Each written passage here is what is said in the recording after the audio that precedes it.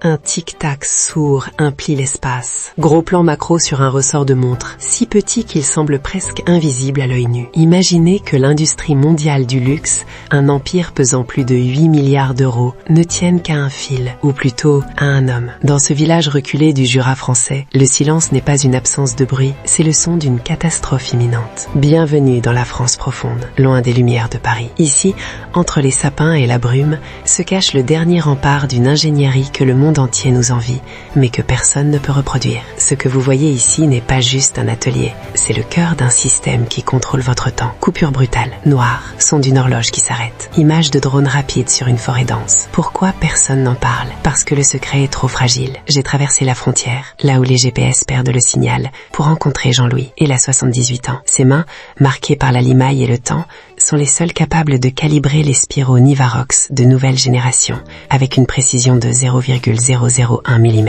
Si Jean-Louis s'arrête, la production de 3 des plus grandes marques de montres suisses s'arrête avec lui. Le problème n'est pas l'argent, c'est la transmission. Dans cet atelier qui ressemble à une cellule de moine, il n'y a pas d'apprenti. Les jeunes ne veulent plus de la solitude, me dit-il. Le savoir-faire français est en train de mourir dans un silence assourdissant. Flash visuel de schémas techniques du XVIIIe siècle superposés à des serveurs de données modernes. Vous pensez que c'est de la nostalgie? Détrompez-vous, c'est de la géopolitique industrielle. Jean-Louis me montre un alliage secret, un mélange de fer, de nickel et de chrome, dont la recette exacte est gardée dans un coffre-fort quelque part à Besançon.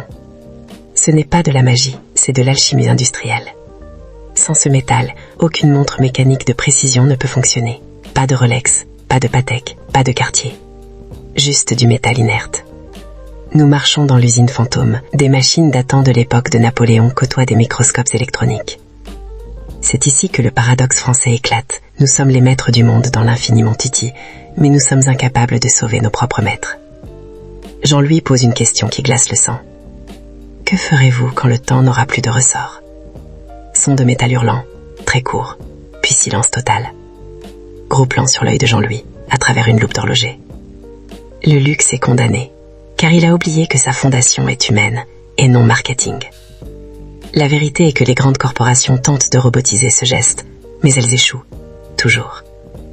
La microstructure de l'acier réagit à la température de la main, à l'humidité de la pièce, à l'intuition de l'artisan. C'est l'âme de l'objet, une âme qui n'a pas de successeur. Je reparle alors que la brume tombe sur le Jura. Derrière moi, une petite lumière reste allumée dans l'atelier. C'est peut-être la dernière fois que ce savoir brille. L'industrie du luxe court après le futur, mais elle a oublié de protéger son passé. Si vous possédez une montre mécanique, regardez-la bien. Vous ne voyez pas seulement l'heure, vous voyez le dernier souffle d'un géant qui s'ignore. Abonnez-vous pour ne pas laisser le silence gagner. Car une fois que la dernière map